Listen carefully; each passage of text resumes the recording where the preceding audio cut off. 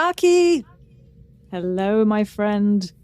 Stevie, my friend, how have you been? I have been well. I have been eagerly anticipating Star Trek Strange New World Season 2, Episode 1. And wow. So delighted to see you again and do this with you. As am I with you, delighted. And here we are. We're going to talk about Star Trek again, and we're going to have a great time. It's the friendship we made along the way. You know what I'm saying? Yes. I see the parallels, like you and I, and also the characters in the show. You're picking up what I'm putting down. Exactly. Yeah. Well, listen, we could do this all day, but maybe we should start the show. Let's start the show. Set Phasers, a highly illogical Star Trek podcast.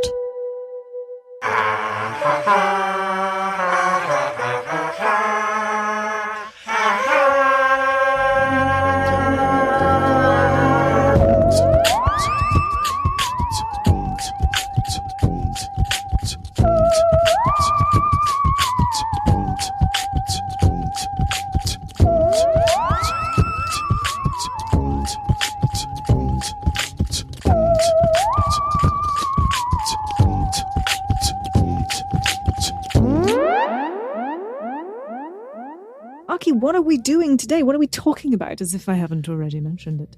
Oh, well, for those of you who don't know, today's stardate is stardate 421616.5. And you're listening to, do we say the name of the show? Should we have done that? Yeah. You're listening to, of course we should have. Who are we? Listen, who are we? Who are we and why are we here? We are Set Phasers, a highly illogical Star Trek podcast, in case you hadn't figured that out yet. And we're going to be talking about the most recent episode of Star Trek, Strange New World. Season 2 started last night. And we're talking about Episode 1, The Broken Circle. I'm going to run it down. We'll just chat about it. Well, let's run it down. It's time to run it down. Can you run it down for me? Tell me what just happened. Can you run it down for me? I have missed that rundown with like 90s Nickelodeon. Wow, you've knocked me down with a feather. You fully have targeted. That's everything that was. Fully 90s Nickelodeon. What was their news program show that they had? It wasn't called I have no idea. Anyway, that's what I was going for. Your Dougs. Yes. Your Pete versus Pete. The good stuff. Yep. The good stuff. Okay, so back to the matter at hand. We're going to talk about Star Trek Strange New Worlds. End of last season. You remember a lot of stuff happened in pretty rapid succession after a pretty joyful, shenanigan-filled, adventure-filled thing. We flash forward in time, blah, blah, blah, blah. But also, number one, Una was taken into custody by Starfleet because it was revealed that she was an Illyrian who messed with her own genetic codes. And so that's against Starfleet regulations. And also, they encountered one Gorn on a crashed ship. One Gorn. Singular Gorn. Wow. Are you? Oh, okay. Am I what? Either you're one Gorn, singular sensation. Every little ship they take. Doodle-doodle-doo. No, but that was worth the interjection. That's what I thought you were about to do. And so La'an, whose family was killed by the Gorn because she was in their like harvest clusters or whatever you call those things where they kept people. Anyway, she decided to leave because she took on this. So that's how the season ended. Cliffhanger. We begin with Enterprise in Starbase 1 in Space Dock, and the ship is being gone over by the Chief Fleet Inspector Commander. Very British name. Chief Fleet Inspector Commander Pelia and her team running comprehensive inspections. And Pike is on the line with Una, Una number one, who is still in custody. And they're curiously discussing, like, we could get so-and-so's help. And she's like, I think we should just give up and I'll accept the plea deal. And Pike's like, there's no way you're going to take a plea deal. You can't give without a fight. It would change the whole attitude of the Enterprise, and I want you to resign. So he's going to take a couple of personal days to travel across the quadrant to go and make a personal plea to this mysterious someone who can possibly help Una in her situation so that she can get reinstated. And as he does that, he puts Spock in as acting captain. He says, hey, don't worry about it. ship's not even going to leave the space dock, baby. All you got to do is hang out here for a couple of days while I go do some business. And Spock's cool, but also not super enthusiastic because they lost their chief engineer on the Gorn planet, and they lost their chief of security because of the Gorn planet. And so they're still limping along there, even though they're in space dock and they're getting some shore leave. Also, what Spock doesn't mention is right after that, he goes to sickbay and he gets told by Dr. M'Benga that because he allowed himself to get angry at the Gorn in order to be able to fight it, he has broken down the cognitive blocks in his Vulcan mind. And so now he's feeling emotions even more intensely than humans do, which could be a real issue for him. He's got like high blood pressure basically and is grinding his teeth. But then M'Benga gives Spock a guitar lute fiddle thing for him to play, and it causes him to relax a bit just there in the room. But then in walks Nurse Chapel, and Spock's heart gets all thuddy, and he's like, I gotta excuse myself. If you forgot about last season as well, there's a whole thing with Spock and Nurse Chapel where they had to kiss. As Stevie said while we were watching this, while we were co-watching this last night, hello, nurse. And yes, there's perhaps some romance is finally burgeoning between Spock and Chapel that they've been denying because Spock was engaged as we began season 1, but I think maybe that engagement fell through. I forgot to look up if that was officially annulled, that engagement. Spock and Chapel had to kiss on camera to convince this other person that they were in love. Or that they weren't in love. I can't remember. Anyway, hot kiss. So, yeah, they're dealing with the fallout of that. Back to the matter at hand, the bridge crew is dealing with these team people during these comprehensive inspections, and no longer cadet, now Ensign Uhura is basically telling off one of these inspectors who wants to mess with her comm station because she says she has a lot of work to do. And even as he's like, what are you talking about? I got to do the thing. Blah, blah, blah. She's like, oh, look, a thing just came through that I have to deal with. And it's not a regular thing. It's not routine. Cut to her interrupting acting Captain Pike in his chambers and saying that there's acting a distress. Captain, sorry? What did I just say? Acting Captain Spock. Yes. What did I just say? Acting Captain Spike. Oh, God. I had nightmares last night about saying Pike and Spock. And I was so relieved that Pike is barely in this episode, and I already said Spike. Okay, well, if they ever have a thing where they have a transporter accident, obviously their name is going to be Spike. Acting Captain Spock is playing his lute, and Uhura comes in and says they've got a distress call from the Kajitar system at the edge of Klingon space. It's from La'an, and it's about an anti-Federation threat on Kajitar. So Spock tries to get the Admiralty on board with this. They're like, absolutely not. Your ship is being retrofitted or whatever. Plus, we just finished this war with the Klingons, which was all about Discovery Season 1 and Season 2. And we're not going to mess with them in a way that could cause an issue. And the planet that you want to go to is a planet that the Federation and Klingons take turns being in governorship of month to month, and it's the Klingons' time. So Spock meets with his senior officers. He explains the situation. Uhura confirms that the message is genuine. M'Benga says that it could be a trap. The Admiralty forbids it, and Spock says they're going to just have to steal the Enterprise. So that is the shenanigans. That begins episode 2. Then we flash to Kajitar, which, full disclosure, if we're going to talk about my nightmares, I keep thinking I'm going to say Kahito, but I'm going to try to say it right this whole time. I don't know what Kahito is. La'an is playing a drinking game with a Klingon, a blood wine drinking game. She wins, but it was all a ruse so that she could set up a meet with this Klingon bad ass named Greynax. I didn't mean for that to rhyme. And she sets it up for that night. And as she looks up, she sees M'Benga in his like cool, hip, I'm just a cat hanging out on this planet that's rich with dilithium and I have nothing to do with the Federation clothes on. And so La'an goes to meet with the Enterprise people. Oh, I forgot to tell you how they stole the Enterprise. That was so dumb. I got very excited with Kajitar. Did I do it? Yes. Yeah, they try to do a coolant leak thing, and it convinces all the inspectors and all the crew of the ship to evacuate. But this Commander Pelia, this person running the diagnostics, is not convinced, actually goes to the bridge and says, hey, if you're trying to simulate a coolant leak, you're not even doing it right. You got to start venting plasma, which once they do actually convince Starbase 1 to release the docking clamp so they can fly away. And Pelia is intrigued that Spock is in command because she knows his mother, Amanda Grayson. And Pelia also mentions that it's been 100 years since she was the engineer on the ship. 100 years, but she just looks like an old human woman lady. She says it's a very long story, but Uhura identifies her as a Lanthanite. And do we know what Lanthanites are? We don't. And I Googled it, and no one does. And she says, I'll tell you more about that later. Gets in the turbolift, and that's how they get to Kajitar. La'an explains basically what's been happening on this planet is. This was a rich dilithium planet. She followed the parents of Oriana, the child they saved in the Gorn ship, to this planet. But after the war, there is a syndicate here made up of soldiers from both sides of the war called the Broken Circle. And the Broken Circle find that it would be better business for this dilithium-rich planet if the war were to restart. And so they are trying to restart the war. And a couple of days ago, there was an explosion at the dilithium mine.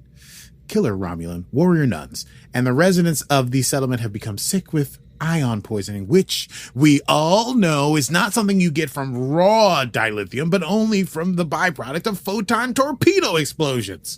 Yes, there's a whole thing that's happening here, which we're going to uncover slowly. But Mbenga and Chapel decide to go to the medical area, the medical tent, to help treat these townspeople, while Spock and Uhura accompany La'an to the meet.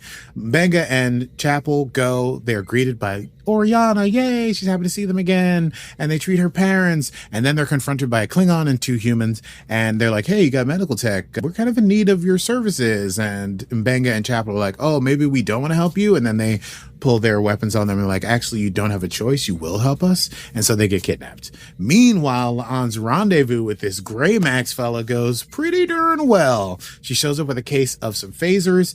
It's half as many as she said she would bring, but she says, hey, you can take these or you can leave them. And he goes, fine. And then she goes, actually, I'm going to give you half, but I want double. And he goes, say, what if I just take those from you?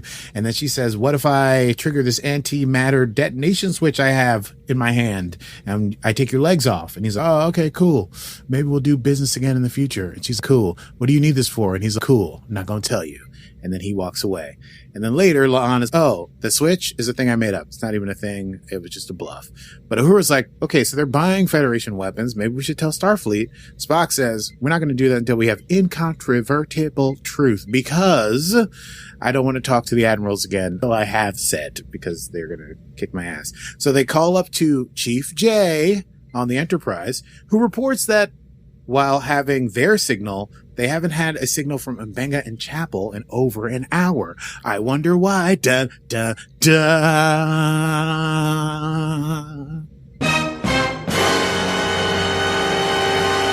I was just going to keep bouncing back and forth until that got hit. Got it. And you know what? We're still cooking. Mbenga and Chapel are brought to a giant cave. Inside of the cave, guess what? Federation ship. How did they get into the ship? Mbenga's like, I think the Broken Circle might have built this bad boy. They're forced inside of the ship, forced to treat an injured Klingon. There are ion burns on this Klingon, conducive with the idea of them being photon torpedoes. It is revealed that Mbenga once worked on the moon of Jigal during the Battle of Shakana, when there was so much blood in the air that the rain turned red. So he knows about Klingon physiology. They heal the Klingon. He goes back to work. Chapel comes over and is like, hey, you're all right. And Benga's like, oh, it's bringing back memories of the Klingon War, which I don't like to think about, which made me think, stepping outside of the story, Aki here, wow, remember how Michael is responsible for there being a Klingon War? Anyway, back into the story.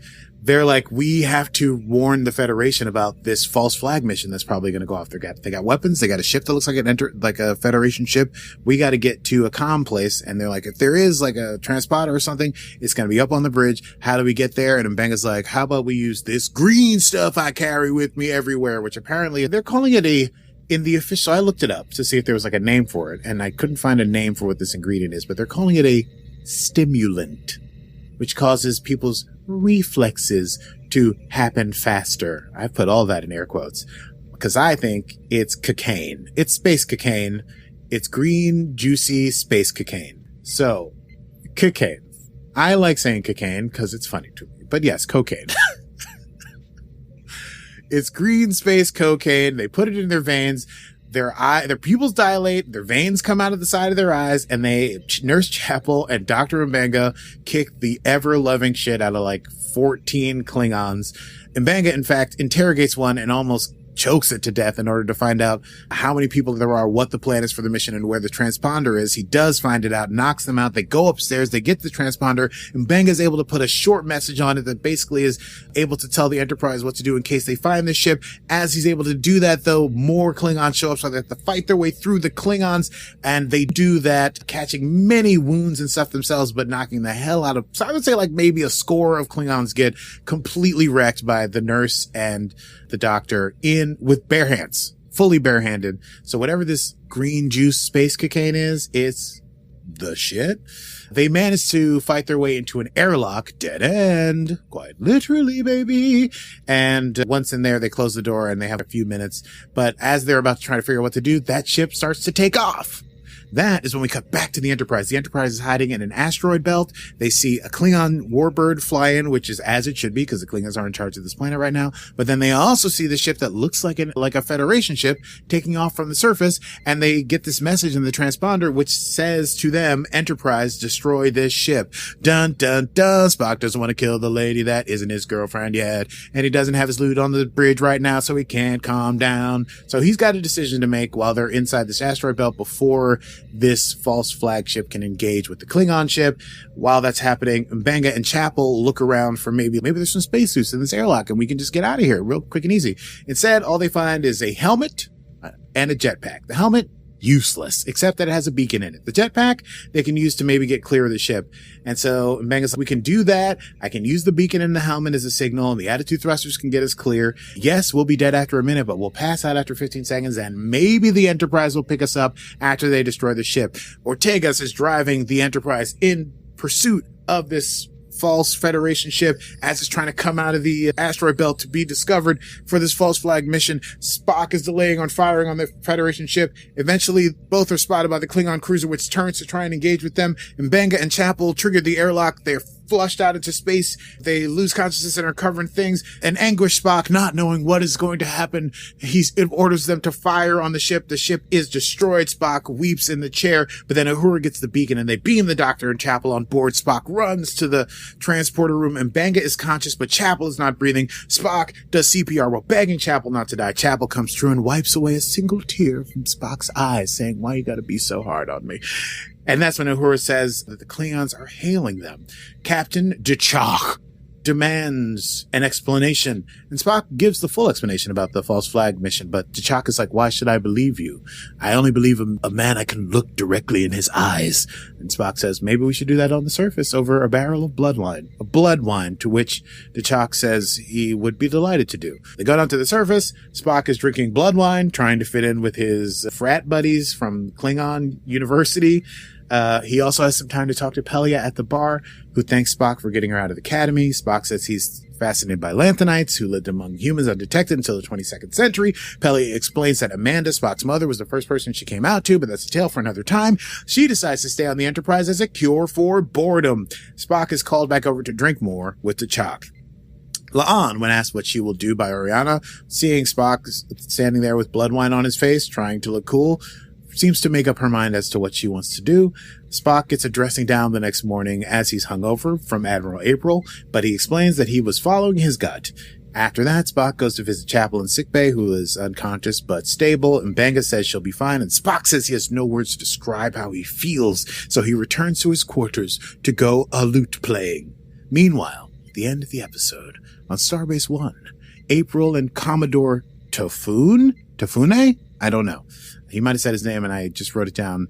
Anyway, he says he thinks April let Spock slide, and April says he's one of our best people and we need people like that if this war is going to come to pass. What war, you ask? Well, as they pan away from the two commanders conversing, we see a map display with an unidentified object nearing Federation space, and it is possibly a Gorn ship.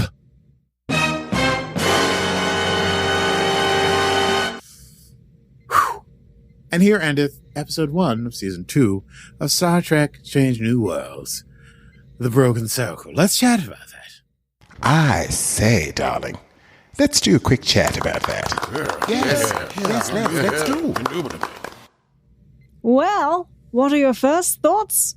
Oh my God. So full disclosure, rewatched this at the same time remotely yesterday, but I have every thought I have is my first thought.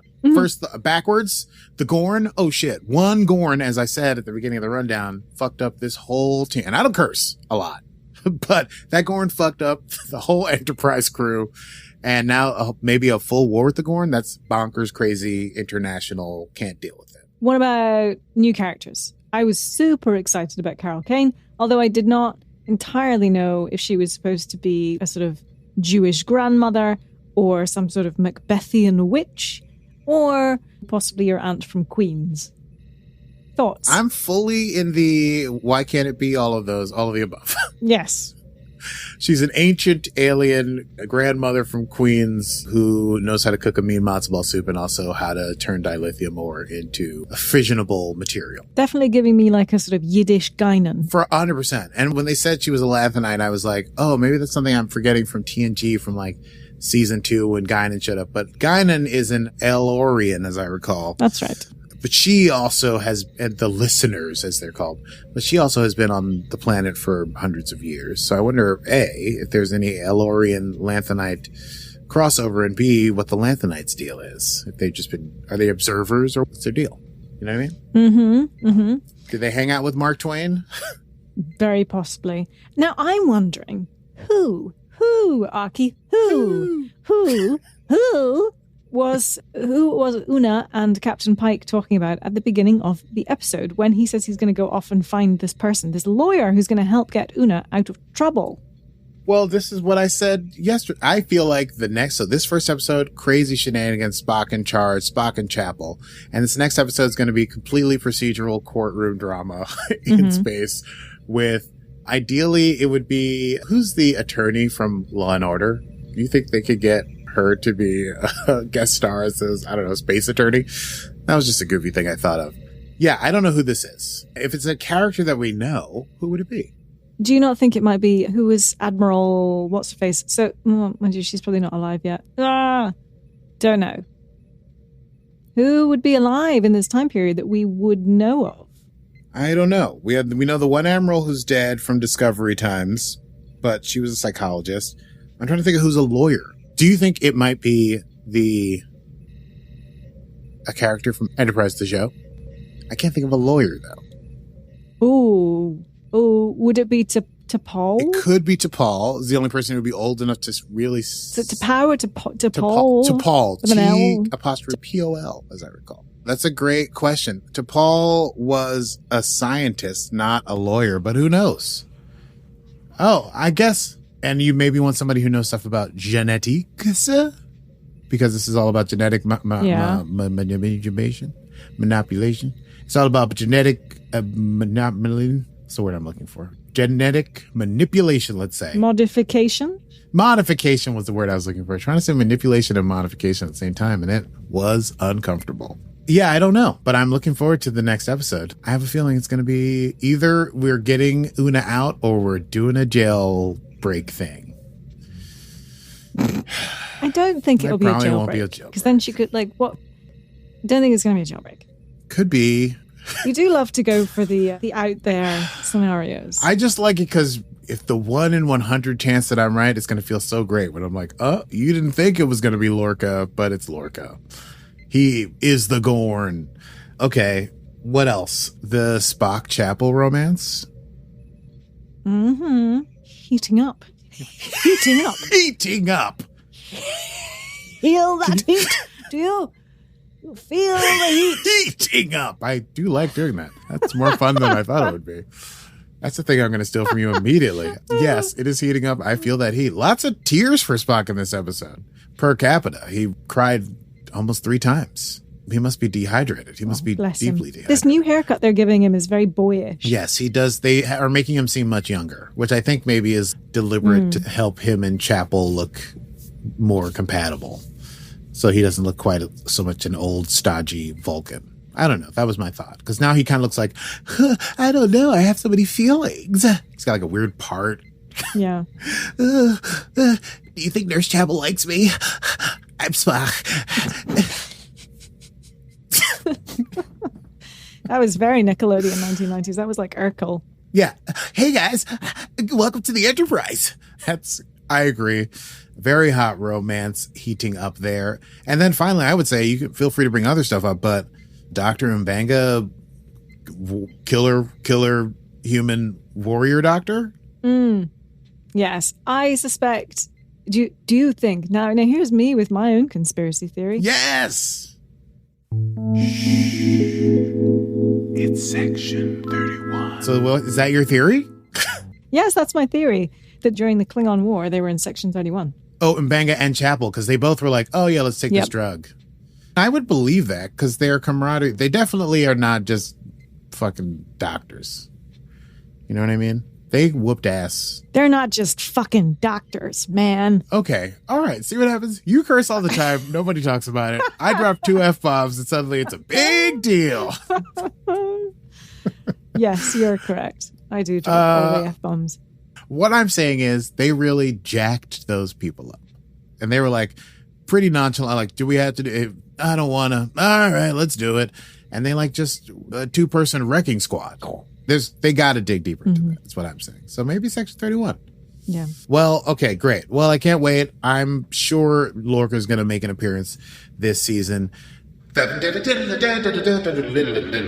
We go now immediately to Stevie Bez at the Easter egg desk. Stevie, how are you doing today? Well, hi there, Augie. Hi there. It's so good to be here and see you again. I have missed you. I am here. I am here at the set of Season 2 Star Trek Strange New Worlds. Season 2, Episode 1, The Broken Circle. And do I have some Easter eggs for you? Yes, I do. Ha! I love this voice. Oh, goodness. So let's start with the opening credits. For the most part, they pretty much matched with Season 1, but there were a few sequences of the Enterprise flying close to the surface of a planet and another where asteroids bounce off the shields. Those were new. And also a few shots from Season 1 credits are subtly inverted. In Season 1, we saw the Enterprise fly through what we thought was a field of icy space rocks, but here we see a similar shot where all the space rocks look very hot. And similarly, the ship passes near a transparent dome. Season 1 had a tropical environment underneath, but in Season 2, it looks like a snowy peak. So perhaps it's just indicating the changing of the seasons. Who knows? We shall see what another season brings for us. We're going to find a way to win because it's what's right. There's the Boy Scout in you again. You may recall number 1 says, "There's the Boy Scout in you again," when Pike says he's going to fight for what's right. This is a roundabout reference to Kirk in The Wrath of Khan, when I think it was David referred to Kirk as an overgrown Boy Scout, although Kirk was never a Boy Scout and never really acted like one. Hello, he didn't. In my mind, he didn't. But there you go. The origin of Spock's Vulcan lute, or Vulcan harp, or lyre, whatever we think this type of thing is. So in real life, the prop was designed for the original series by Hua Chang, a brilliant prop maker, model maker, mask maker, who built and designed several objects for the original series, including the classic tricorder, the Romulan bird of prey, the M113 salt vampire, fun, and the classic Gorn. So Spock's harp is a big deal throughout Trek canon, as I'm sure you are well aware, Aki. Yes, indeed, appearing for the first time in the episode Charlie X, and in Spock's hands for the last time in The Final Frontier. But from Voyager to Lower Decks, this classic fictional instrument is everywhere in Trek canon. And a little bit later in the episode, Uhura shows interest in Spock playing his lute, lyre, the thing, foreshadowing their occasional collaborations in TOS. So that was rather fun. That was lovely. Yeah. That was lovely, wasn't it?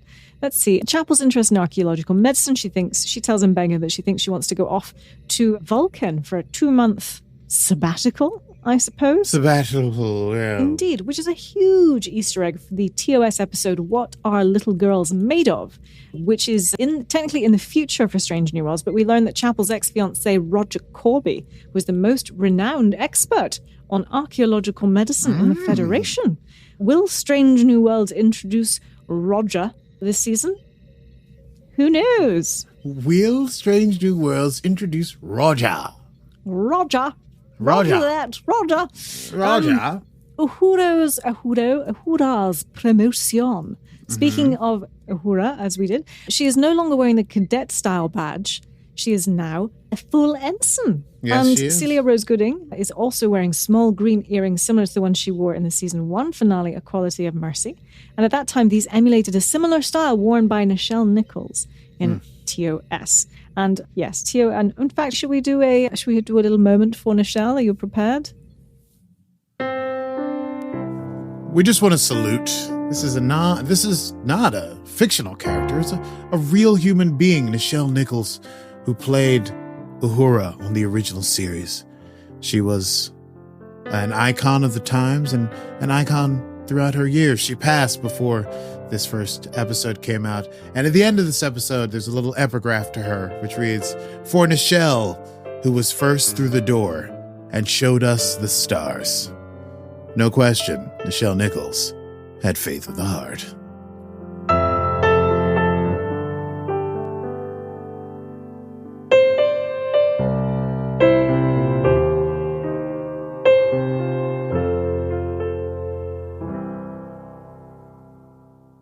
Yeah. Now that was a serious Beautiful. memorial, but man, it's really hard to stay serious listening to that music. Fair point. Well, that's everything here from the Easter eggs decks. Aki, it is back to you in the studio. Thank you very much, Stevie. I am just trying to get out of that into this other. Yes, let's go on to quotable moments. Quotable moments. Yes, if you got a couple quotable moments. I forgot to write mine down. This is me doing. Who's that? Who's Tom? What's his name? Who actually played a Star Trek character, Jean-Luc Picard, when he was You're talking young. about He was a clone. Tom And then- Hardy. That's Tom right, Hardy. Tom Hardy. And when he's in, the Peaky Blinders, not Sneaky When he's Blinders. in Peaky Blinders. Peaky Blinders. That's him Sneaky doing. He Blinders. sounds like, yeah, he's got a cold all the time. He's always he's got from a South cold. London. That's Yeah. right. He's from the South London. He's got a cold. And he That's says, it. "You Peaky Blinders folks, maybe we could work something out." That's actually very good. Well done. Yeah. Thank you. Okay, I'll read off a couple. We were throwing a few back and forth as we were watching last night. I do love when Spock is hung over at the end and he's talking to Admiral April, and Admiral April is like, "After I explicitly ordered you not to go, you risked hundreds of lives and you risked the peace of the quadrant." And Spock goes, "If you could lower the volume of your voice, Admiral." And he says, "My God, are you hungover, Spock?" And also, he said this a couple times. The one that I wrote down is when asked why he did this, he says, "I was, as you humans say, following my gut." But I think he also earlier on says something about, "I'm having what you humans call a hunch." He's very much into the what you humans would call. He's following his gut this episode, being captain. Dangerous business. There's a cute moment between Chapel and M'Benga before they launch themselves out of the airlock and almost kill themselves. Well, there's a cute moment where M'Benga says, "We'll die in after a minute, but don't worry. We'll pass out after 15 seconds. But right before they go out, Chapel says, "I can't believe this is how we're going to die." And M'Benga says, "We've gotten out of worse," which maybe supports your theory about Section 31. Yes. Yeah. And M'Benga, and Chapel says, "No, not really." And M'Benga says, "I suppose not." But anyway, they're ready. They're ready. That's another two-hander I'd watch. And oh no, I never wrote this one down, but you texted it when she said it, when Spock goes over to Pelia after he's on the planet and they're drinking blood wine. And he says, "I've always been so fascinated by the Lanthanites." And she says, "Oh, you get a couple of drinks and you get personal." Oh, yes. You literally texted that to me and I just found it. So that's your quotable moment. How do you like that? Thank you very much. I love them apples. How do you like them apples? And hey, that's enough quotable moments for this one. Let's move on to next time. Next time on Set Phasers. Next time on Set Phasers, we'll be talking about episode 2 of season 2, entitled Ad Astra per Aspera. To the stars, something for other people. Despite adversity. But yes, that is to the stars, something other people. Yes. Ad Astra, so ad Astra per for something. And just, Yeah, Ad that's Astra. as much as I You got it. You 50% got it. failed Latin. Latin failed. You didn't fail it. You got it. Well, I guess 50 is failing. Yes. Got a hat. I actually got 30%, I believe, in my end of year exam when I decided not to take Latin forward.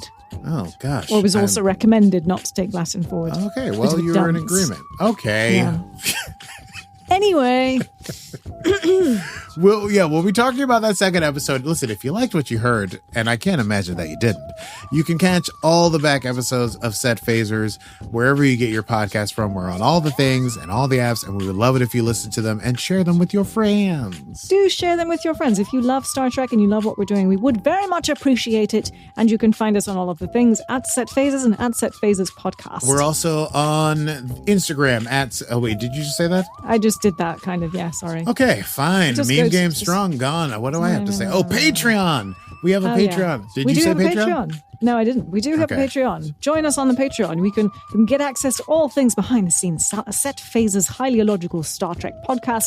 Become a lieutenant, become an ensign, become a cadet, become anything that you like, but come with us on Patreon for more. Just don't become late for dinner. Indeed. Well, that's it from us. I am Stevie Mans. Thank you so much for listening. And I am going to let my blood scream. And this has been Set Phasers, a highly illogical Star Trek podcast. Computer, where are you? Computer? End program.